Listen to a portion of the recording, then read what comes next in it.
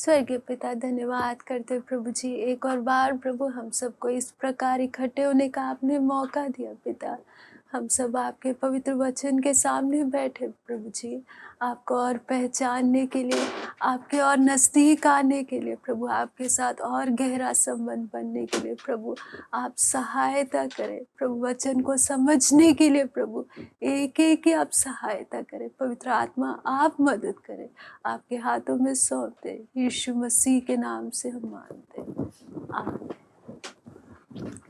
तो जो विषय हम लोग पिछले बार देख रहे थे कि सबसे पहला और मुख्य आज्ञा क्या है, कि हम पढ़ते हैं मत्ती 22 का 36 से 30। हे गुरु, व्यवस्था में कौन सी आज्ञा बड़ी है? उसने उससे कहा, तू परमेश्वर अपने प्रभु से अपने सारे मन और अपने सारे प्राण और अपनी सारी बुद्धि के साथ प्रेम रख। बड़ी और मुख्य आज्ञा तो यही है।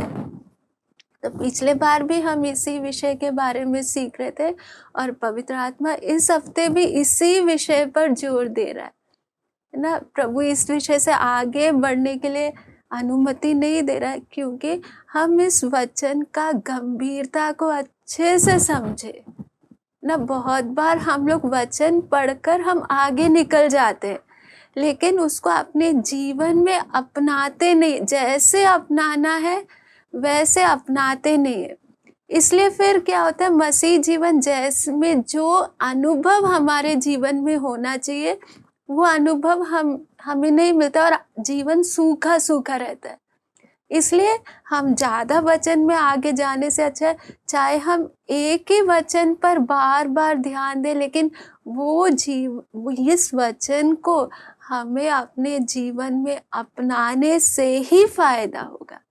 तो सबसे जो प्रभु यहाँ पर एक फरीसी आके जब यीशु से पूछता है, हे गुरु, व्यवस्था में कौन सी आज्ञा बड़ी है? व्यवस्था में पूरी आज्ञाएं हैं, है ना, बहुत हजारों में आज्ञाएं हैं।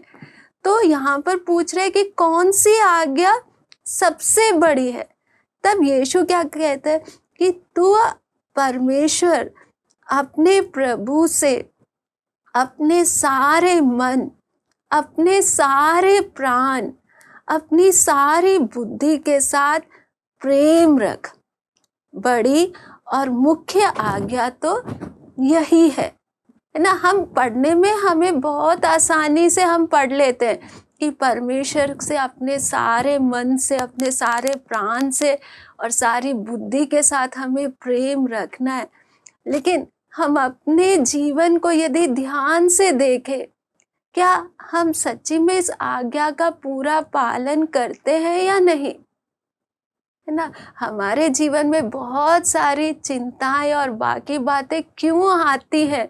क्योंकि हम इस आज्ञा का कुछ लोग आधा पालन कर रहे हैं, कुछ लोग इसका 3/4 पालन कर रहे हैं। इसलिए जीवन एक संघर्ष का बना हुआ है, चिंताओं से भरा हुआ है। जो आनंद को अनुभव करना है वो नहीं कर पा रहे। उसका मुख्य कारण क्या है? हम इस आज्ञा को पढ़ तो रहे हैं, थोड़ा बहुत इस आज्ञा को मान रहे हैं, लेकिन पूरी तरह से हम इस आज्ञा को नहीं मान रहे। जब एक व्यक्ति, हम पूरा बाइबल पढ़ लिए, है ना, कई लोग बहुत बार बाइबल पढ़ चुके हैं, लेकिन फिर भी जीवन में जैसा परमेश्वर के साथ वो संबंध होना है नहीं हो पा रहा, क्योंकि पढ़ तो लेते हैं, लेकिन जो आज्ञाएं हैं उनको जैसे अपने जीवन में अपनाना है, वो बातों में हम बहुत बार पीछे रह जाते हैं। इसलिए हमें समझना है कि जब तक ये एक आज्ञा पर हमें मनन करना है। पढ़ना तो बहुत आसान है, इसके बारे में हमें बार बार सोचना है, क्योंकि सबसे बड़ी और मुख्य आज्ञा यही है ना। तो इस वचन को हमें क्या करना है? बार बार, प्रभु सबसे बड़ी और मुख्य आज्ञा को क्या मैं अपने जीवन में पूरी तरह से अपना रही हूँ या नहीं? बहुत बार हम लोग गलत फहमी में रहते हैं, हाँ, कि हम परमेश्वर से प्रेम करते हैं, लेकिन जब परिस्थिति हमारे सामने बिगड़ता है तब वो बातें प्रकट होता है कि क्या हम सच्ची में प्रेम करते थे या नाम के लिए हम प्रेम करते हैं ना। जब सब कुछ हमारे साथ अच्छा चल रहा है तब तो बहुत आसान है बोलना कि मैं परमेश्वर से प्रेम करती हूँ, लेकिन सब कुछ जब मेरे इच्छा के विपरीत होते समय तब है असली परख कि मैं परमेश्वर से कितना प्रेम करती हूँ, है ना। उस समय प्रभु हमें देखता है कि हमारा उस परिस्थिति में हमारा प्रतिक्रिया क्या है। तो इसलिए हमें इस आयत जो हमारे मसीह जीवन में, यदि हम इस आयत को अपने जीवन में अपनाएंगे पूरी तौर से, तो हमारा मसीह जीवन का अनुभव पूरा क्या हो जाएगा, आनंद से भर जाएगा, है ना। चाहे परिस्थिति बाहर कैसा भी हो, लेकिन जीवन में वो निराशा नहीं रहेगा।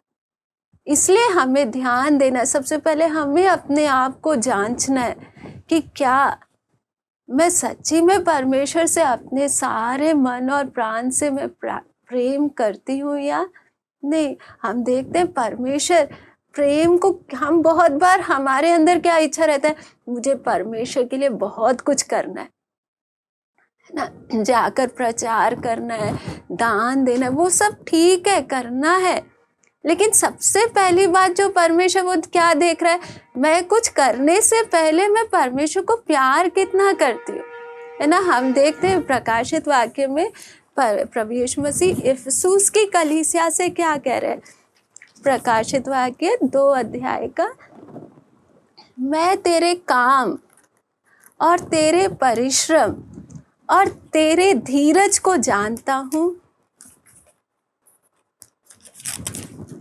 और यह भी कि तू बुरे लोगों को देख नहीं सकता, और जो अपने आप को प्रेरित कहते हैं और है नहीं, उन्हें तूने परख कर झूठा पाया है। तू धीरज धरता है और मेरे नाम के लिए दुख उठाते उठाते थका नहीं। पर मुझे तेरे विरुद्ध ये कहना है कि तूने अपना पहला सा प्रेम छोड़ दिया है। इसलिए स्मरण कर कि तू कहाँ से गिरा है और मन फिरा और पहले के समान काम कर। यदि तू मन ना फिराएगा तो मैं तेरे पास आकर तेरी दीवट को उसके स्थान से हटा दूंगा।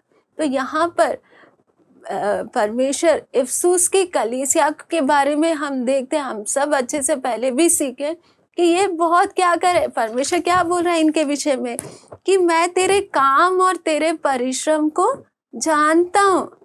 तो ये एक मेहनती लोग हैं, आलसी लोग नहीं, प्रभु के लिए बहुत कुछ कर रहे हैं, है ना, और प्रभु के लिए बहुत दुख भी उठा रहे।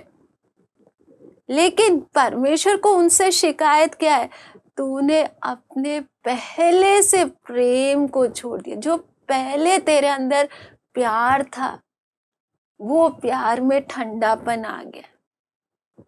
तो परमेश्वर किस बात पर ध्यान रहे, काम कितना ज्यादा कर रहे, उस बात से ज्यादा परमेश्वर किस बात पर ध्यान दे रहा है, प्यार अंदर कितना है ना। इसी के साथ पिछले बार जो हमने एक वचन आखिरी में देखा था, मत्ती में एक बहन बतनिया में जो यीशु के मत्ती 26 का 6 से, तब यीशु बेतनिया में शमौन कोढ़ी के घर में था, तो एक स्त्री संगमरमर के पात्र में बहुमूल्य इत्र लेकर उसके पास आई, और जब वह भोजन करने बैठा था तो उसके सिर पर उंडेल दिया।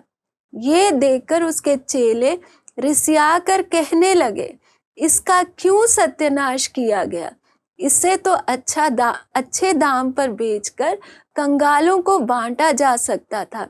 ये जानकर यीशु ने उनसे कहा, स्त्री को क्यों सताते हो, उसने मेरे साथ भलाई की है।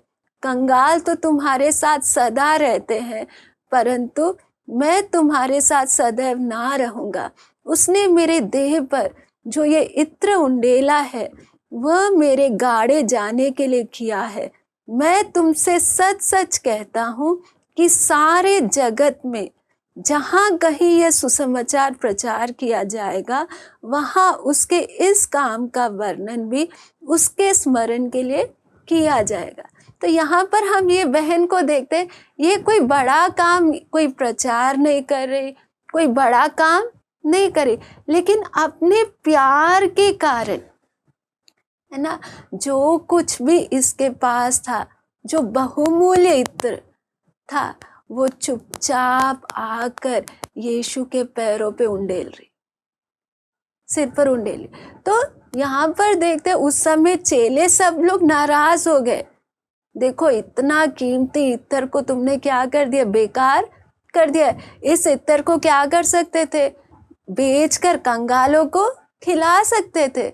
लेकिन यीशु उस समय क्या बोल रहा है, उस बहन के खिलाफ नहीं बोल रहा है, परंतु उसकी तारीफ कर रहा है, क्योंकि यीशु उसके प्यार की तरफ ध्यान दे रहा है ना, कि देखो ये, और आगे क्या लिख रहा है, क्या बोल रहा है, मैं तुमसे सच सच कहता हूँ कि सारे जगत में जहाँ कहीं ये सुसमाचार प्रचार किया जाएगा, वहाँ इसके इस काम का वर्णन उसके स्मरण के लिए किया जाएगा।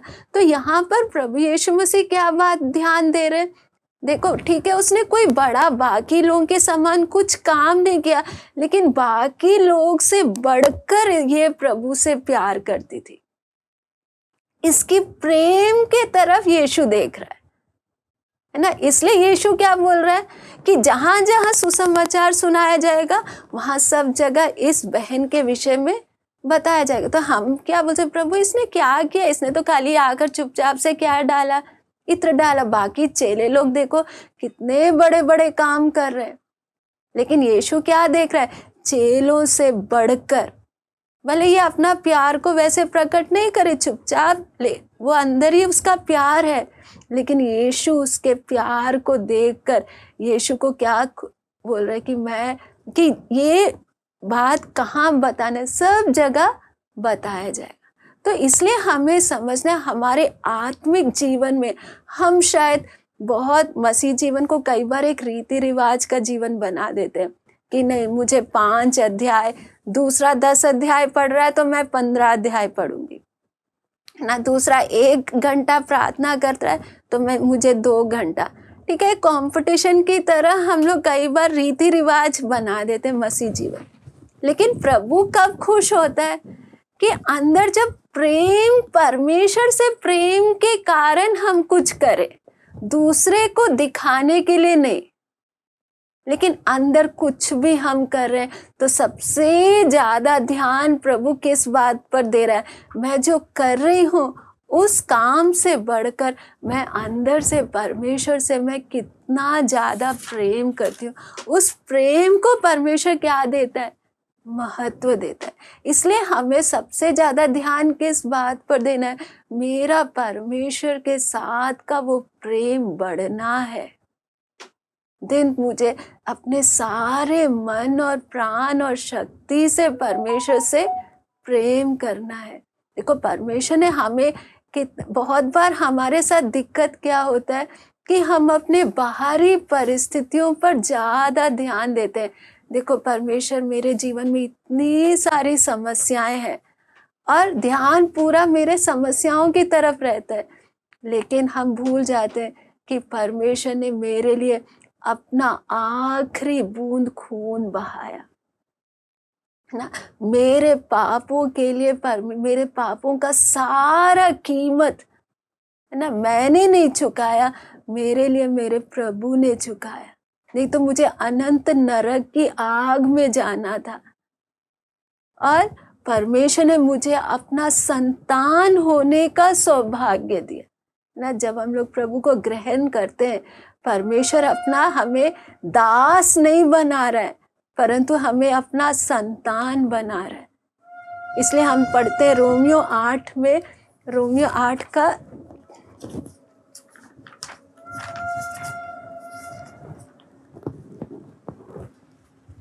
14 और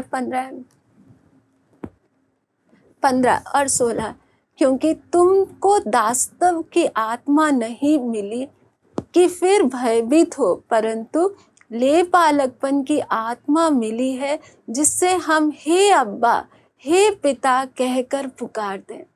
उस समय का रिवाज था, कोई भी बाहरी पराया व्यक्ति कभी भी अब्बा पिता करके नहीं बुला सकता है, खाली असली वारिस ही बाप को अब्बा करके बुला सकता है। लेकिन परमेश्वर के साथ का जो संबंध परमेश्वर ने हमें दिया है, इसका गहराई को समझना। हम जो परमेश्वर के वैरी थे, परमेश्वर के कभी नजदीक आने के भी योग्य नहीं थे, लेकिन परमेश्वर ने हमें परमेश्वर को हे अब्बा करके पुकारने का अधिकार दिया। और 16 आयत में दिया, आत्मा आप ही हमारे आत्मा के साथ गवाही देता है कि हम परमेश्वर की संतान है। तो ये कितना बड़ा सौभाग्य प्रभु ने हमें दिया कि हम परमेश्वर के संतान बन सके, है ना। और फिर हम देखते हैं उसका बहुत बार, क्योंकि हमारा ध्यान किस बातों पर है, इस संसार का हमारा दुख मुसीबत पर, लेकिन उसके लिए भी परमेश्वर का वचन हमें क्या कहता है, रोमियो 8:18 में, क्योंकि मैं पौलुस प्रभु का दास जिसने हमसे भी कितना ज्यादा कष्ट उठाया, कितना कुछ सहा, लेकिन प्रभु के दास क्या बोलते हैं, क्योंकि मैं समझता हूँ कि इस समय के दुख और क्लेश उस महिमा के सामने जो हम पर प्रकट होने वाली है कुछ भी नहीं है ना। जो महिमा परमेश्वर ने हमारे लिए तैयार किया है, प्रभु ने खाली यहाँ पर हमें संतान ही नहीं बनाया, प्रभु ने हमसे क्या वायदा किया, मैं तुम्हारे लिए घर बनाने जा रहा हूँ, ताकि जहाँ मैं रहूं वहां तुम भी रहो। इतना एक कीमती वायदा दिया है। और इस संसार का कष्ट और दुख सब केवल किसके लिए, मुझे और आपको तैयार करने के लिए। हमारे साथ क्या होता है कि हम परमेश्वर को भूल जाते हैं और खाली ध्यान अपने कष्ट पर देते हैं, अपनी समस्या पर देते हैं और सोचते हैं प्रभु कब मेरा कष्ट दूर होगा। लेकिन प्रभु ने जो हमसे इतना गहरा प्यार किया है ना, उस प्यार के तरफ हम बहुत कम ध्यान देते हैं। तो जब हम उस प्यार की तरफ कम ध्यान देते हैं तो हमारे अंदर भी फिर वो प्यार इतना बढ़ता नहीं है, और प्यार कम होने के कारण फिर हमारे अंदर चिड़चिड़ापन और बाकी बातें आना शुरू हो जाती। इसलिए हमें सबसे ज्यादा इन दिनों में क्या ध्यान दे, किस बात के बारे में सोचना है, ठीक है मेरा बाहर का परिस्थिति कैसा भी हो, कितना भी कष्ट भरा हो, लेकिन परमेश्वर ने मुझसे कितना प्यार किया, कितना मेरे लिए एक अच्छा भविष्य परमेश्वर ने तैयार किया है। और यहाँ पर भी प्रभु ने मुझे अकेला नहीं छोड़ा। एक माँ बाप से बढ़कर परमेश्वर ने हमसे वायदा किया, मैं जगत के अंत तक सदैव तुम्हारे संग हूँ। ऐसा दुनिया में किसी ने भी कभी वायदा नहीं किया। तो जब परमेश्वर हमसे इतना प्यार करता है, हमारे अंदर भी इच्छा होना है, परमेश्वर मैं भी आपसे प्यार करूं।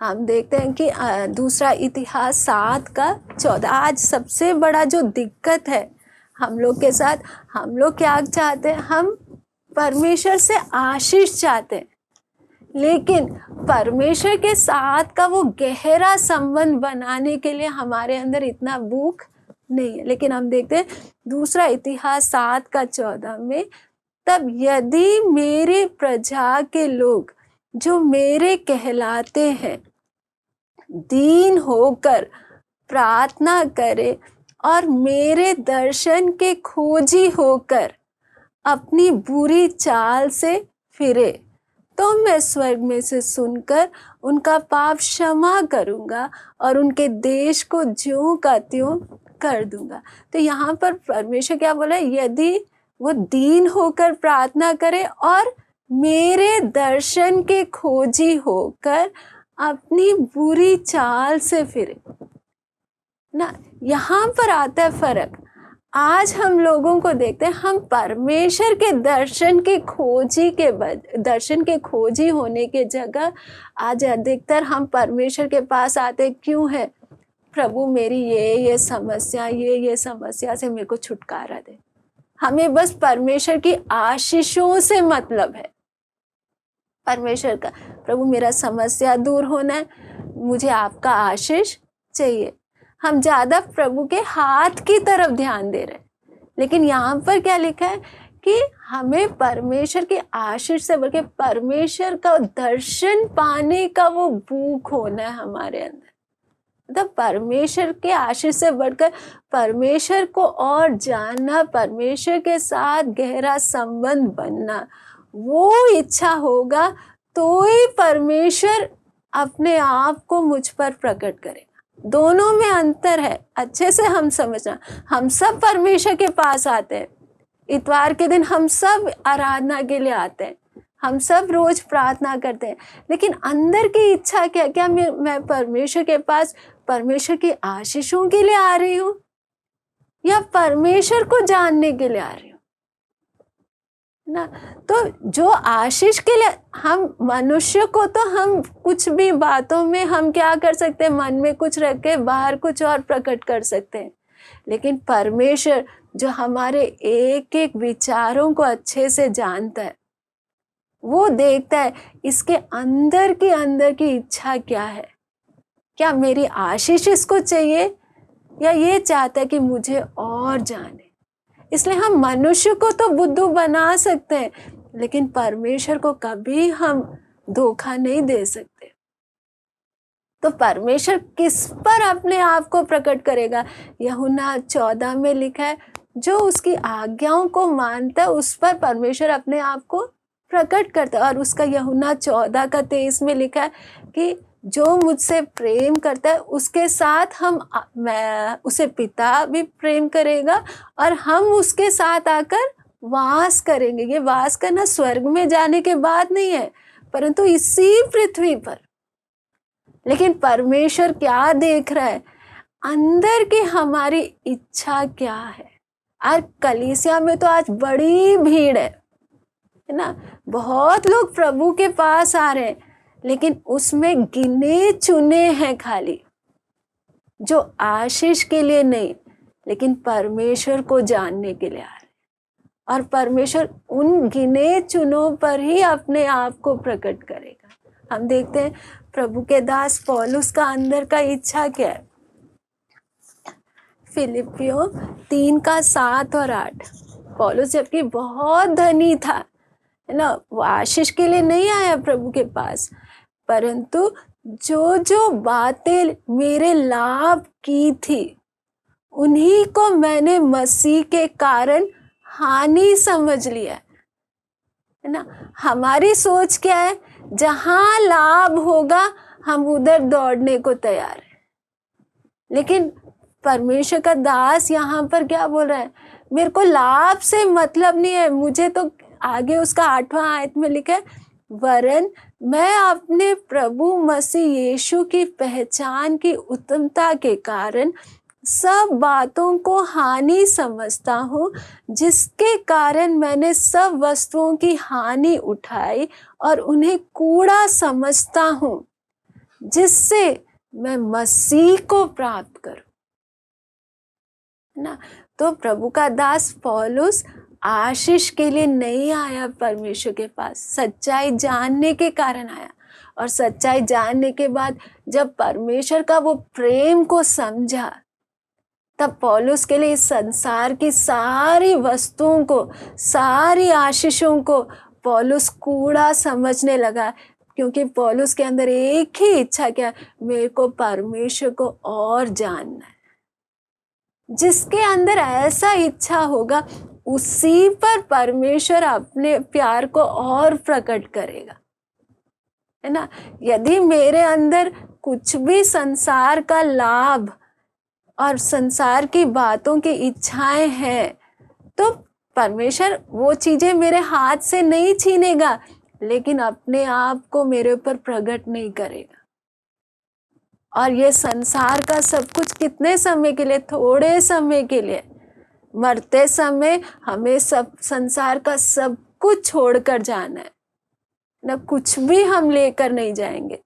लेकिन इस संसार में रहते हुए यदि परमेश्वर के साथ मैंने और आपने गहरा संबंध बना लिया, तो वो संबंध मौत के साथ खत्म नहीं हो रहा है, परंतु वो संबंध अनंत काल का है।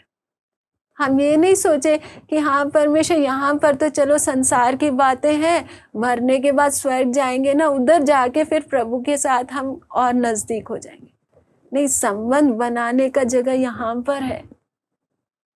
तो परमेश्वर मुझे अपने आप को प्रकट करना है ना। मैं अपनी ताकत से, मैं अपने ज्ञान से मैं परमेश्वर को जान नहीं सकती, लेकिन परमेश्वर ने मुझ पर प्रकट करना है। तो परमेश्वर मेरे अंदर की इच्छा को देखेगा, ये क्या मेरे लिए आशीषों के पीछे आ रही है, या इसके अंदर की इच्छा है कि मेरे को परमेश्वर को और जानना है ना। इसलिए हमें क्या करना है, इन दिनों में दोनों हमारे पास मौका है। आशीषों के पीछे जाने का भी मौका है और दूसरा परमेश्वर को जानने का भी मौका है। तो यदि परमेश्वर से हमें असली प्यार है तो सबसे पहले हमारे अंदर भूख बढ़ेगा कि मेरे को परमेश्वर का उपस्थिति को और अनुभव करना है। क्योंकि हम देखते हैं कि जिससे हम प्यार करते हैं, हमारे अंदर की इच्छा क्या रहेगी, उससे दूर रहना नहीं, परंतु उसके नजदीक रहना। संसारिक तौर पर भी हम देख ले ना, हम जिससे प्यार करते हैं उससे सबसे ज्यादा नजदीक रहने का हमारा मन करेगा। तो हम अपने आप को जांचे। हम कहते तो हैं कि हम परमेश्वर से प्रेम करते हैं, लेकिन परमेश्वर की उपस्थिति के लिए मेरे अंदर कितना भूख है ना। और यदि मेरे अंदर परमेश्वर की उपस्थिति के लिए भूख है तो उसके लिए मैं कितना प्रयास कर रही हूँ कि प्रभु आपका उपस्थिति मेरे जीवन में बढ़ते जाना है। मैंने अपने प्रभु का दया से, प्रभु ने मुझे मौका दिया मेरे दादा के साथ, दादा दादी के साथ रहने के लिए। जब केरला जाते थे तो पापा मम्मी वगैरह कन्वेंशंस के लिए निकल जाते थे और दादा दादी अकेले होने के कारण मुझे उनके पास छोड़ के जाते थे। तब मैंने उनका भूख देखा है कि दादा के अंदर परमेश्वर की उपस्थिति के लिए कितना भूख रहता था। उनके अंदर, उनका घर के अंदर भी उनका एक ही इच्छा होता था, परमेश्वर मेरे घर में चलना फिरना है। इसलिए घर में परमेश्वर चलना फिरना है तो घर को भी उस ढंग से वो रखते थे। दोपहर के समय में दादा आराम नहीं करते थे, बाहर बैठकर घास निकालते रहते थे। इसलिए कि परमेश्वर के स्वर्गदूतों ने खड़े होना है। तो परमेश्वर के स्वर्गदूतों ने खड़े होना है तो वो जगह भी उनके खड़े होने के लायक बनाना है। इतना उनके अंदर भूख था कि परमेश्वर मेरे घर में रहना है, परमेश्वर के दूत लोग ने मेरे घर में रहना है ना। हम बोलते तो हैं कि परमेश्वर तू मेरे घर में रहे, लेकिन उसके लिए तैयारी कितना हम करते हैं। एक बार मुझे याद है कि मेरी दादी के अंदर वो था कि मेरे दादी के हाथ से ही दादा को खाना खिलाना है, और उन्होंने नौकर वगैरह रखा था खाना बनाने के लिए, लेकिन दादी खुद बनाती थी। तो थोड़ा सा वो भी 80 साल से ऊपर के थे जब, तो उनको चलने में, उनको गिरने का डर रहने के कारण उन्होंने थोड़ा सा लकड़ी ज्यादा लाकर रख दिया किचन में। तो दादा इतना गुस्सा हो गए कि तूने मेरे परमेश्वर का घर में ज्यादा लकड़ी लाकर रखकर इसको कचरा क्यों कर दिया। फिर दादी को वापस वो लकड़ी ले जाकर रखना पड़ा। तो दादा को इतना ध्यान रहता था कि मेरा परमेश्वर इस घर में चलना फिरना है तो सब कुछ ऑर्डर में होना है ना। हम प्रभु के, हाँ प्रभु आप मेरे घर में चलो फिरो, लेकिन उसके लिए हमारे अंदर का भूख कितना है। इसलिए हम परमेश्वर से प्रेम करते हैं। वो प्रेम किन बातों में दिखेगा। हमारे अंदर सबसे पहले प्रेम करते तो हमारे अंदर भूख बढ़ेगा, प्रभु की उपस्थिति मेरे साथ रहना, मेरे घर में रहना। क्योंकि हम प्रभु से दूर रहना पसंद नहीं करेंगे। हमारे अंदर क्या इच्छा रहेगा, प्रभु आप मेरे नजदीक रहना, आप मेरे घर में रहना ना। मेरे दादा हमेशा बोलते थे, मैं स्वर्ग जाने के लालच में नहीं प्रभु के पीछे चल रहा हूं। यीशु से प्यार है इसलिए क्या कर रहे थे प्रभु के साथ, यीशु ने मुझसे इतना प्यार किया इसलिए यीशु के लिए प्यार है। तो यीशु को हम खाली स्वर्ग में जाके नहीं मिलेंगे, यीशु आज हमारे साथ, हमारे घर में हमारे साथ रहना चाहता। तो असली विश्वासी स्वर्ग का इंतजार नहीं करेगा, उसके लिए जहां प्रभु है वहां उसके लिए स्वर्ग है। इस संसार में चाहे शारीरिक हालत उसका कैसा भी हो, है ना, घर उसके पास बड़ा ना हो, चाहे एक छोटे झुग्गी में ही रहने वाला हो, लेकिन उसके अंदर यदि परमेश्वर के लिए भूख है तो उसके अंदर का इच्छा क्या रहेगा, परमेश्वर इस छोटे झुग्गी में मेरे साथ यहाँ रहना है, बाद में मैं जाकर स्वर्ग में परमेश्वर के साथ रहूंगा, लेकिन अब परमेश्वर ने मेरे घर में रहना। तो सबसे पहले हमारे अंदर क्या इच्छा होगा, यदि हमें जांचना है, हम क्योंकि बहुत बार धोखे में रहते हैं कि हम परमेश्वर से प्यार करते हैं, लेकिन परिस्थिति प्रकट कर देता है प्यार कितना है ना। तो पहला क्या होगा, यदि मैं परमेश्वर से प्यार करती हूँ तो मेरे अंदर परमेश्वर के लिए की उपस्थिति मेरे जीवन में बढ़ते जाना करके वो भूख रहेगा, उसके लिए मैं अपने आप को तैयार करते जाऊंगी ना। हम देखते हैं यशाया, क्योंकि बहुत बार हम लोग हाँ प्रभु मेरे साथ है, लेकिन जैसा प्रभु होना वैसे नहीं। हम देखते हैं यशाया के बारे में, यशाया 6:1-5। जिस वर्ष हम देखते हैं यशाया एक भविष्यवक्ता था बड़ा, जिसको परमेश्वर इस्तेमाल कर रहा है। यशाया 1 से लेकर 5 तक यशाया इजरायली लोगों का सबका कमी बता रहा है, लेकिन 6ठे अध्याय में हम देखते हैं जिस वर्ष उजिया राजा मरा, मैंने प्रभु को बहुत ही ऊंचे सिंहासन पर विराजमान देखा और उसके वस्त्र के घेर से मंदिर भर गया। उससे ऊंचे पर सराब दिखाई दिए, उनके 6 पंख थे, 2 पंखों से वे अपने मुंह को ढांपे थे और 2 से अपने पाँव को, और 2 से उड़ रहे थे। वे एक दूसरे से पुकार पुकार कर कह रहे थे, सेनाओं का यहोवा पवित्र पवित्र पवित्र है, सारी पृथ्वी उसके तेज से भरपूर है।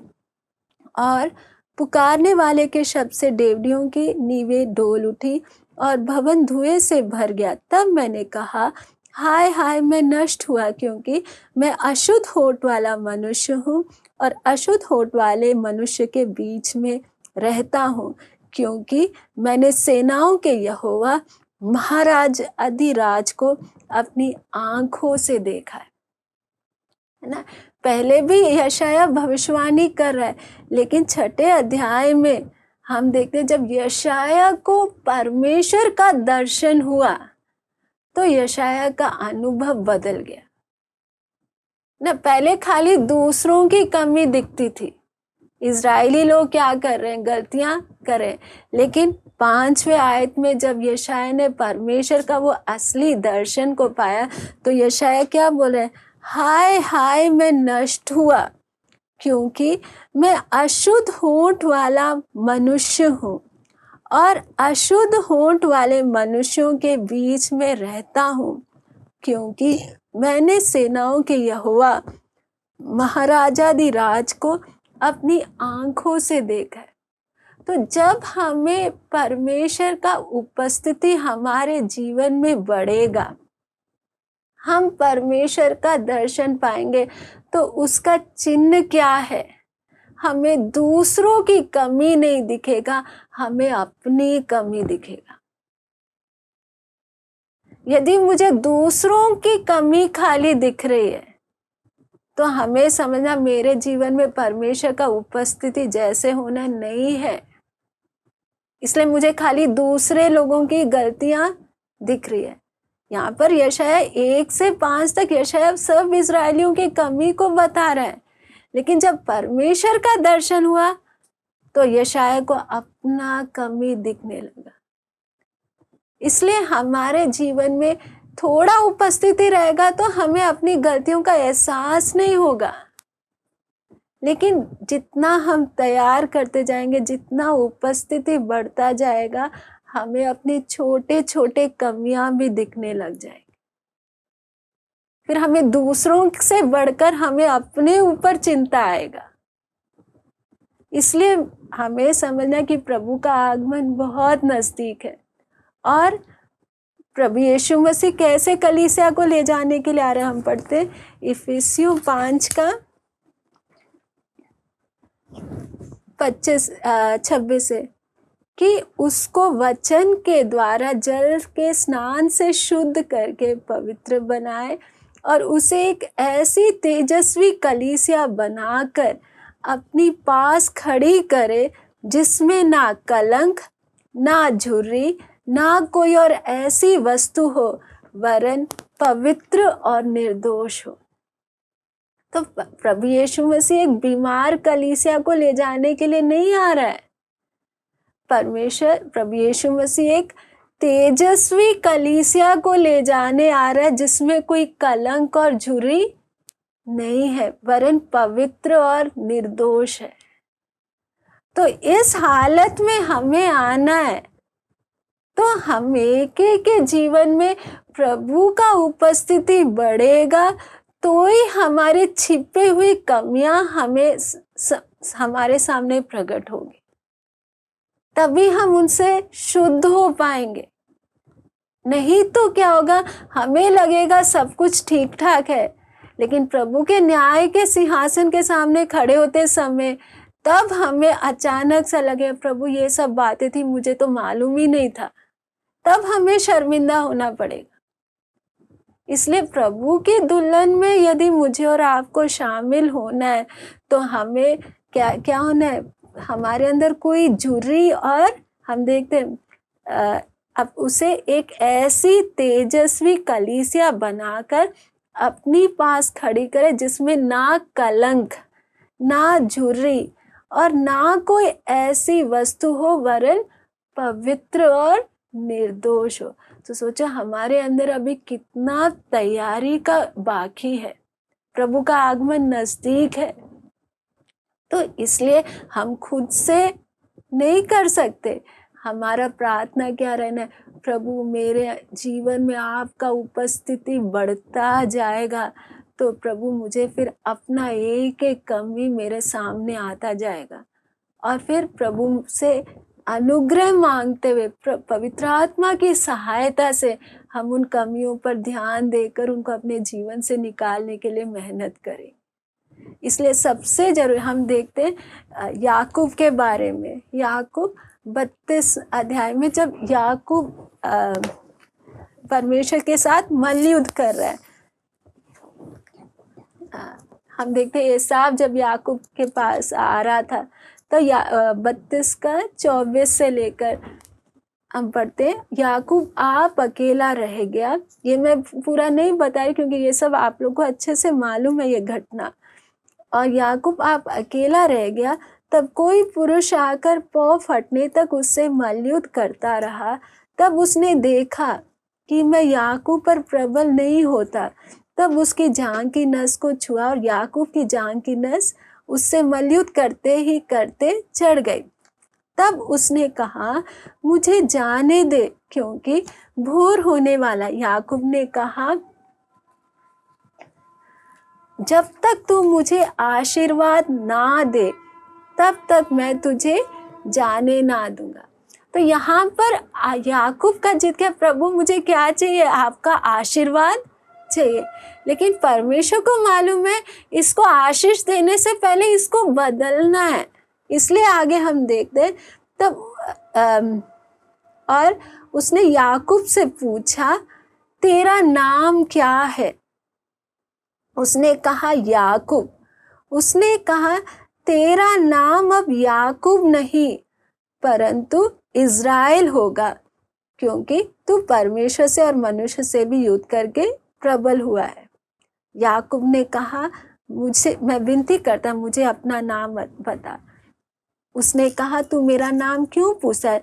तब उसने उसको वही आशीर्वाद दिया। देखो, हम देखते हैं कि आशीर्वाद कब दिया? याकूब का नाम बदलने के बाद ना। याकूब कौन है? धोखा देने वाला।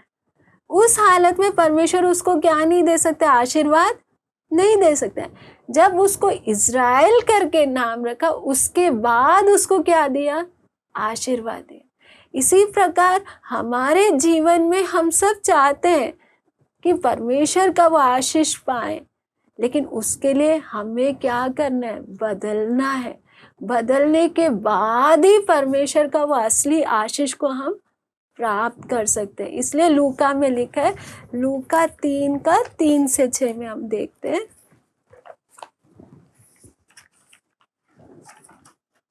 यूहन्ना बपतिस्मा देने वाला जब प्रचार करने लगा, वह यरदन के पास के सारे प्रदेश में जाकर पापों की क्षमा के लिए मन फिराव के बपतिस्मा का प्रचार करने लगा, जैसे यशाया भविष्यद्वक्ता ने के कहे हुए वचन की पुस्तक में लिखा हुआ है। जंगल में एक पुकारने वाले का शब्द हो रहा है कि प्रभु का मार्ग तैयार करो, उसकी सड़कें सीधी बनाओ। हर एक घाटी भर दी जाएगी और हर एक पहाड़ और टीला नीचा किया जाएगा, और जो टेढ़ा है सीधा और जो ऊंचा नीचा है वह चौरस मार्ग बनेगा, और हर प्राणी परमेश्वर के उद्धार को देखेगा। तो यहाँ पर यूहन्ना प्रचार कर मन फिराव ना। हम सब चाहते हैं कि, और आगे लिखे मन फिराव, परमेश्वर प्रभु का मार्ग तैयार करो।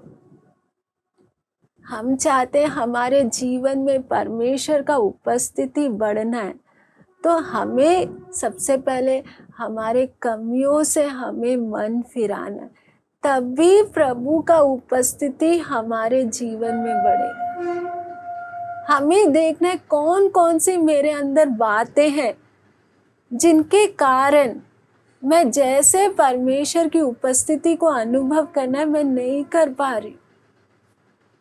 अपने कमियों को हम ध्यान देकर एक एक कमी को निकालेंगे तो हम खुद अनुभव करेंगे कि हमारे जीवन में प्रभु का उपस्थिति बढ़ रहा है ना। यहाँ पर लिखा है, हर एक घाटी भर दी जाएगी और हर एक पहाड़ और टीला नीचा किया जाएगा। तो हमारे जीवन में कुछ घाटी जैसे आदतें हैं और कुछ घमंड की बातें हैं। ये सब बातों को हम जब ठीक करके लेवल करेंगे तभी एक मार्ग तैयार होगा, तब परमेश्वर का उपस्थिति जोर से हमारे जीवन में आएगा, और दूसरे लोग भी क्या कर उस उपस्थिति को अनुभव कर पाएंगे। हम देखते हैं मसीह कलीसिया का जो इतिहास में जहाँ जहाँ परमेश्वर का आत्मा का काम जोर से हुआ ना, 1950 में अर्जेंटीना एक देश है, वहाँ पर पहले बहुत आत्मिक तौर से एक सूखा हुआ हालत था। बहुत कम लोग थे जिन्होंने पवित्र आत्मा पाया था, लेकिन एक दिन वहाँ एक छोटा सा बाइबल कॉलेज था। परमेश्वर का आत्मा ने उधर उन लोगों के अंदर प्रार्थना का बोझ से उनको भर दिया कि नहीं, हमारे देश का हालत ऐसे रहने से ठीक नहीं है। तो करीबन 50 स्टूडेंट्स थे उधर, और उनके अंदर इतना प्रार्थना का बोझ आया कि उन लोग फिर पढ़ाई भी छोड़कर पूरा समय उन लोग बैठकर आंसू बहाने लगे, प्रभु आपका उपस्थिति हमें चाहिए, हम अपने गलतियों को आपके सामने मानते हैं ना, एक एक कमियों को रखते अपने लिए, अपने देश के लिए उन लोग लगातार रोने लगे। देश में के गलतियों के लिए उन लोग माफ़ी मांगने लगे। जैसे दानियल ने अपने लोगों के लिए किया, वैसे उन लोग पूरे देश के लिए उन लोग माफ़ी मांगते हुए करीबन 50 दिन तक लगातार प्रार्थना करते रहे। 4-4, 5-5 घंटे आंसू उनका रुकता नहीं था। कुछ लोग पूरी पूरी रात रोते रहते थे, लेकिन 50वां दिन प्रभु का आत्मा ने एक के द्वारा बात किया, अब रोना तुम लोग बंद करो, क्योंकि यहूदा का शेर सी प्रबल हुआ है और वो इस देश में यहाँ के अंधकार की शक्ति को दूर करते हुए अपना काम को प्रकट करेगा। और उसी साल बहुत जोर से प्रभु का आत्मा का काम उधर होना शुरू किया और हजारों में लोग विश्वास में आए। लेकिन उन्होंने, कुछ लोगों ने बैठकर किसके लिए विनती किया? परमेश्वर की उपस्थिति के लिए, है ना। उन्होंने माफी मांगा, तब परमेश्वर का काम इतना जोर से पूरे देश में हुआ। इसी प्रकार हमारे अंदर भी वो भूख आना है कि प्रभु हम तो कुछ नहीं कर सकते, लेकिन यदि आपका उपस्थिति हमारे जीवन में, हमारी कलीसिया में बढ़ेगा, तो अपने आप पापी लोग को उनके पापों का एहसास होने लगेगा। अभी बहुत बार कलीसिया में आने पर भी बहुतों को अपना गलती का एहसास क्यों नहीं होता? क्योंकि जैसे प्रभु का उपस्थिति होने कलीसिया में नहीं है, इसलिए उन लोग गलतियों को लेके चल रहे हैं। लेकिन जब उपस्थिति बढ़ेगा तो कुछ भी गलती होगा तो वो व्यक्ति को बिना बोले अंदर से उसको गलती का एहसास होगा। हम देखते हैं पुराने नियम में नओमी और रूत के बारे में आप लोग जानते हैं कि बेथलेहम जो परमेश्वर का घर है ना। बेथलेहम का अर्थ है रोटी का घर। लेकिन वहां पर अकाल आया। अकाल आने के कारण नओमी और उसका परिवार मोआब देश में चला गया। लेकिन बाद में जब उनको मालूम चला कि नहीं वापस उधर रोटी आए, तो उन लोग लौट कर आए। तो बेथलेहम जो रोटी का घर है, जहाँ कभी भी क्या नहीं आना चाहिए? अकाल नहीं आना चाहिए। लेकिन अकाल आने के कारण नओमी वगैरह वहां से चले गए। इसलिए हमें समझे कलीसिया में यदि परमेश्वर का मेन उपस्थिति पर हमें ध्यान देना है।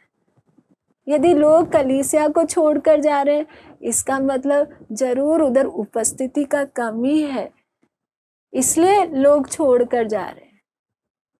और जब वापस उपस्थिति आया रोटी जब आया उधर, तो हम देखते नओमी वापस आई। और नओमी अकेले ही नहीं, उसके साथ एक अन्य जाति रूत भी आए।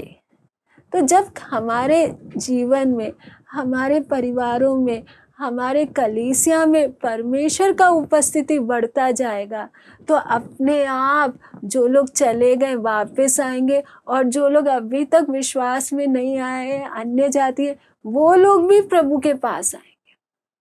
लेकिन वो प्रभु का उपस्थिति हमारे जीवन में बढ़ना है ना, तो हमें अपने आप को शुद्ध करते जाना है ना। थोड़ा सा अपने आप को शुद्ध करेंगे तो थोड़ा ही उपस्थिति अनुभव कर पाएंगे। जितना ज्यादा हम टूटे मन के साथ पश्चाताप करते हुए, अपनी गलतियों पर ध्यान देते हुए उनसे मन फिराते जाएंगे, उतना ज्यादा प्रभु का उपस्थिति हम इधर ही अनुभव कर पाएंगे। स्वर्ग में जाने के बाद नहीं, यहाँ पर ही। लेकिन उसके लिए हमें मार्ग तैयार करना है। प्रभु हमारे भूख को देख रहा है। यदि इसके अंदर सच्ची में मेरे से प्यार है, तो ये अपने आप को शुद्ध कितना कर रही है। ये इसके अंदर मेरी उपस्थिति के लिए भूख कितना है ना। तो सबसे पहले हम प्रभु को प्यार करते हैं, तो दिन प्रतिदिन हमारे अंदर परमेश्वर के लिए की उपस्थिति का भूख क्या होते जाएगा? बढ़ता जाएगा। दूसरा, हम परमेश्वर से प्यार करते हैं तो पाप के ऊपर जय पाना आसान हो जाएगा, कठिन नहीं होगा। क्यों? फिर कई लोग क्यों पाप से डरते हैं कि नहीं पाप करेंगे तो सजा मिलेगा, वो डर के कारण पाप से दूर रहते हैं। लेकिन एक असली विश्वासी पाप से क्यों दूर रहता है? कि सजा के डर से नहीं। मेरे परमेश्वर जिसने मुझसे इतना प्यार किया, उस परमेश्वर को मैं किसी रीति से भी मैं दुख पहुंचाना नहीं चाहती। दोनों सोच में अलग है। एक तो सजा का डर, नहीं मैं गलती करूंगी प्रभु नरक में डाल देगा। वो असली प्यार नहीं है और वो असली जयवंत जीवन नहीं है। लेकिन असली जयवंत जीवन क्या है? मुझे अपने प्रभु जो मुझसे इतना प्यार करता है, उस प्रभु को अपने किसी भी काम के द्वारा क्या नहीं पहुंचाना, दुख नहीं पहुंचाना, है ना। और साथ में हम पढ़ते हैं रोमियो 12 का 1 और 2। यहाँ पे प्रभु का दास पौलुस क्या सिखाते हैं?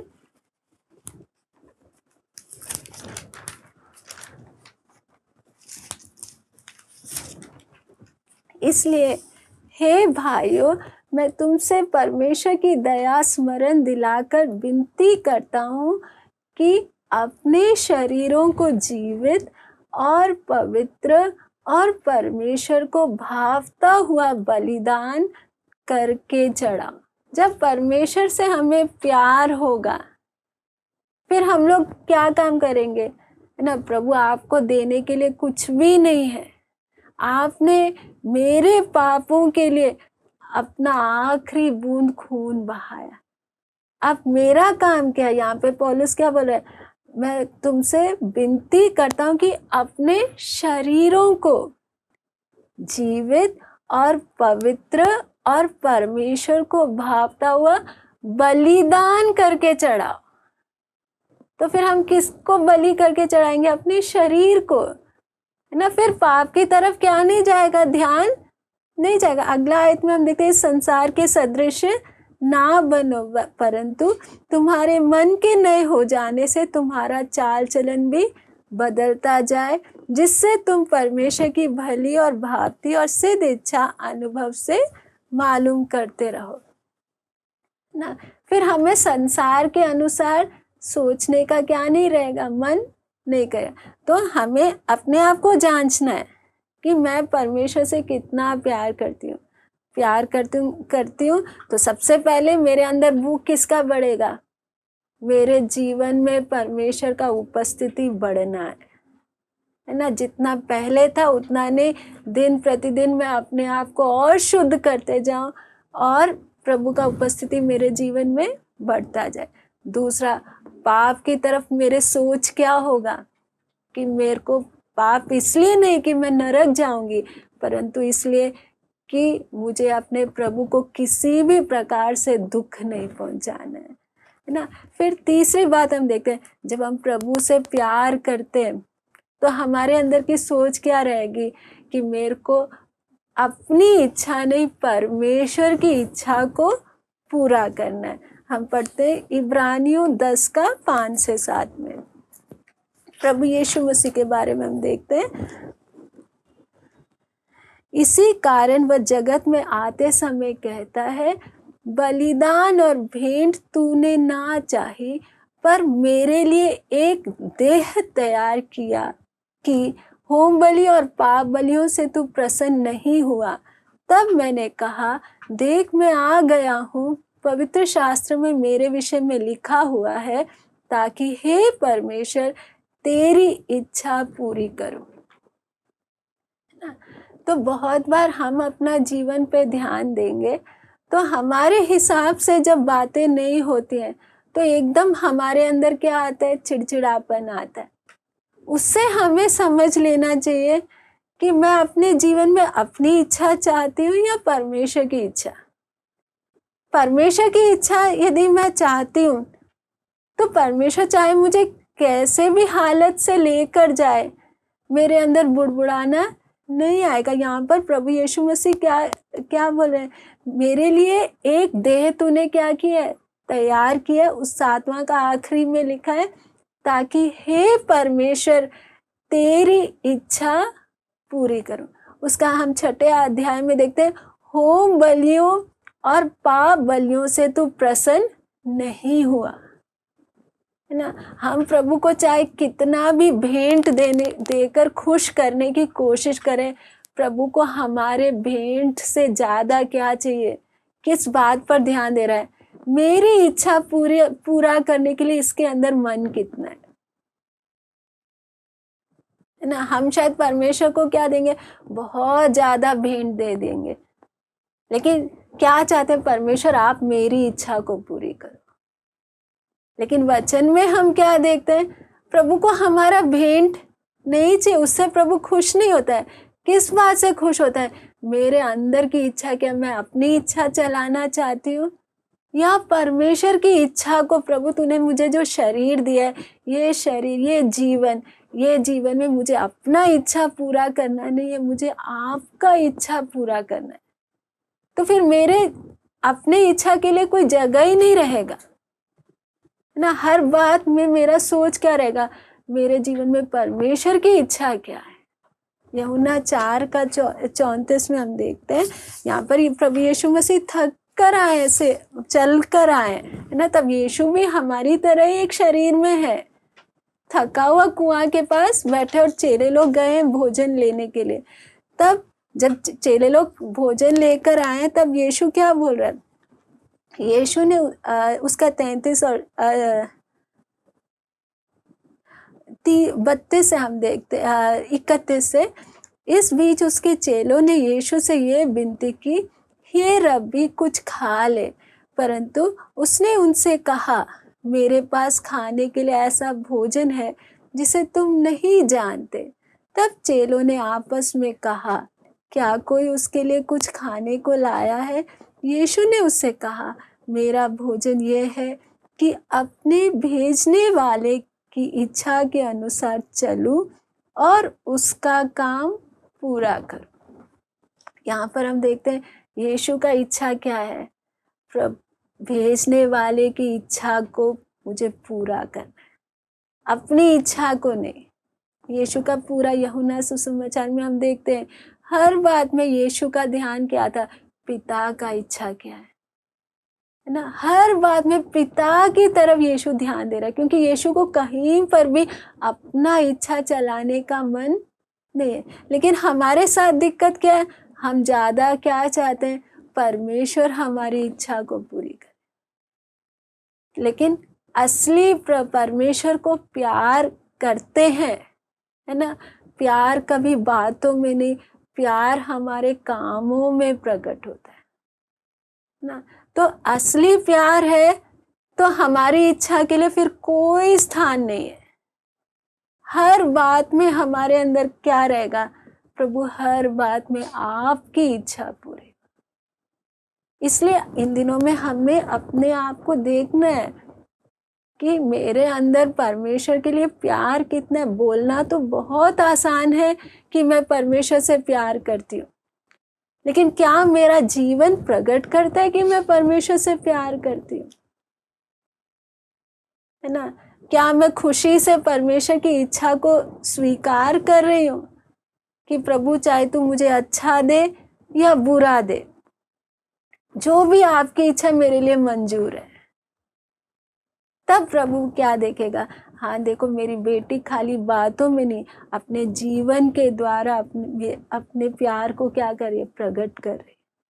तो हमें देखना है कि क्या मेरे अंदर परमेश्वर का उपस्थिति स्वर्ग में जाने के बाद नहीं, इस संसार में लोगों के बीच में रहते समय मेरे अंदर क्या परमेश्वर की उपस्थिति के लिए भूख बढ़ रहा है या नहीं बढ़ रहा, है ना। दूसरी बात, पाप के प्रति मेरा दृष्टिकोण क्या है।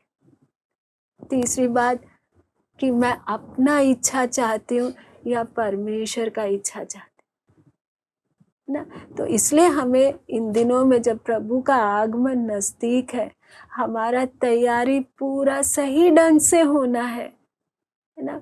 तो उसके लिए सबसे जरूरी बात क्या है कि परमेश्वर मेरे अंदर आपका प्रेम बढ़ना है। उसके लिए प्रभु आज तक मैं संसार की बातों को पाने के लिए मेरा ध्यान रहता था, या संसार का कष्ट दूर होने के लिए मेरा ध्यान रहता था, लेकिन अब उन बातों से हटकर प्रभु मुझे आपके दर्शन का खोजी बनना है। चाहे मेरा परिस्थिति कैसा भी हो ना, मेरे जीवन में कितना भी समस्या हो, लेकिन मेरे अंदर का भूख क्या रहना है, प्रभु की आशीष नहीं, मुझे प्रभु को जानना है। चाहे प्रभु मुझे कुछ भी आशीष ना दे, लेकिन मुझे प्रभु को जाना, जिस प्रभु ने मुझे इतना प्यार किया, वो अंदर इच्छा बढ़ेगा तो परमेश्वर भी अपने आप को प्रकट करेगा। और प्रभु अपने आप को प्रकट करता जाएगा। तो वचन में परमेश्वर का वायदा है, तुम पहले स्वर्ग के राज्य की खोज करो तो बाकी सब वस्तुएं भी तुम्हें मिल जाएंगी। फिर हम परमेश्वर के पीछे जाएंगे तो हमारे बाकी बातों का भी ध्यान परमेश्वर रखेगा। लेकिन मेरा ध्यान किस बात पर होना है? मुझे परमेश्वर को जानना। जैसे पौलुस के अंदर का इच्छा था, मुझे परमेश्वर से फायदा उठाना करके नहीं, परमेश्वर जो मेरा सृष्टि करता है, जिसने मुझसे इतना प्यार किया, उस परमेश्वर के साथ मेरा गहरा संबंध बनते हुए मुझे सबसे ज्यादा अपने पूरे मन से परमेश्वर से प्रेम कर। आइए हम प्रार्थना। हालेलुया। स्वर्गीय पिता, धन्यवाद करते प्रभु जी, थोड़े समय आपके वचन के सामने बैठने के लिए आपने हमें मौका दिया। प्रभु, आपने जब हमसे इतना ज़्यादा प्यार किया, प्रभु आपके प्रेम को समझने के लिए, उसकी गहराई को समझने के लिए प्रभु इन दिनों में आप हमारी सहायता करें, ताकि हम अपने आप को प्रेम करने वाले नहीं, लेकिन आपको प्रेम करने वाले अपने जीवन के द्वारा प्रकट करने के लिए प्रभु आप सहायता करें। हमारे जीवन में आपकी उपस्थिति प्रभु बढ़ते जाए, आपको हम अनुभव कर सके, और प्रभु हमारे जीवन के द्वारा बाकी लोग भी आपको जान सके। उसके लिए आप हमें तैयार करें। आपके हाथों में सौंपते हुए यीशु मसीह के नाम से हम मांगते। आमीन। सबको जय मसीह।